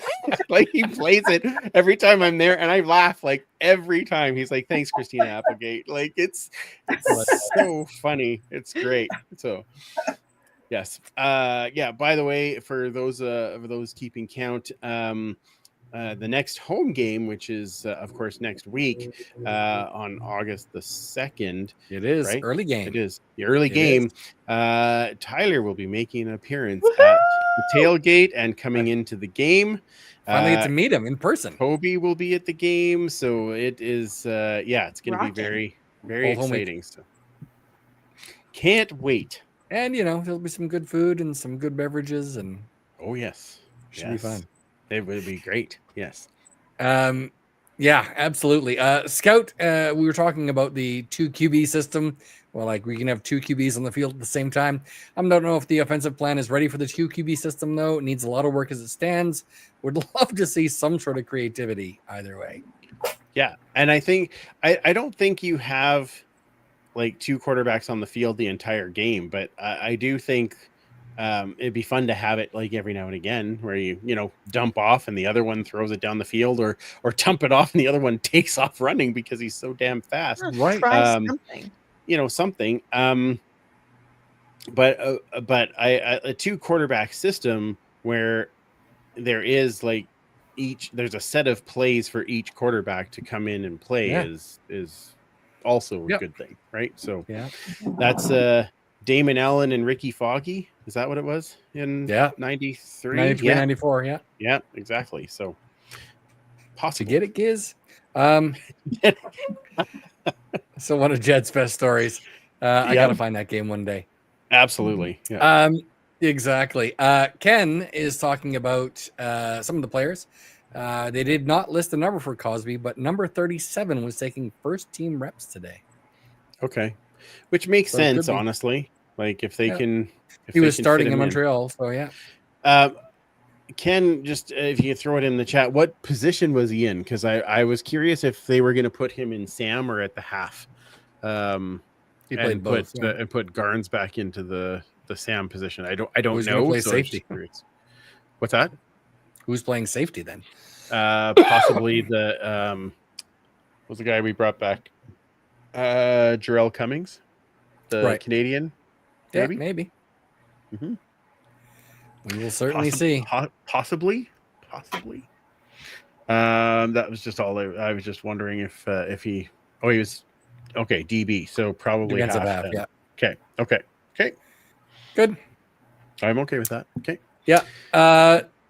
Let's switching it off football for a moment from Chris, and as mentioned earlier in the chat, RIP to Ozzy. That one hurts. Absolutely. Mhm. Yeah, it was again something that wasn't totally unexpected. I just didn't think it was going to happen this soon. Yes. Yeah. Yeah. Very I- true. I suspect it was scheduled. I've heard that. I mean, he went to Switzerland, so anything's possible. Oh, okay.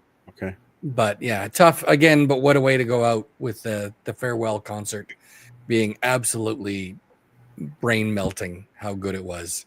I've watched the whole thing. It's incredible. Oh, nice. Okay. Did you see the clip of his little grandson watching him on TV? Yeah. Oh, So- really? Oh, Yeah. that's wild. Okay. That's pretty cool. Cliffy D. How hot is the coaching seat in Ottawa right now? Think our nation wants to roll the dice out the door? I hope not, but I can see it. Yeah. Yeah, I can see it, but again, I'm gonna say the same thing that I kind of said about our team is that they're 6 games in. Yeah. Yes, they struggled last year, but when is the last time that they have fielded a healthy team? Like our nation, I get it. They do want change too. They want success. They want to see some positivity. I totally understand it, but Yeah. that like their starting quarterback can't stay healthy for one thing. I mean, and not his fault. He's getting popped. Don't get me wrong, but Yeah.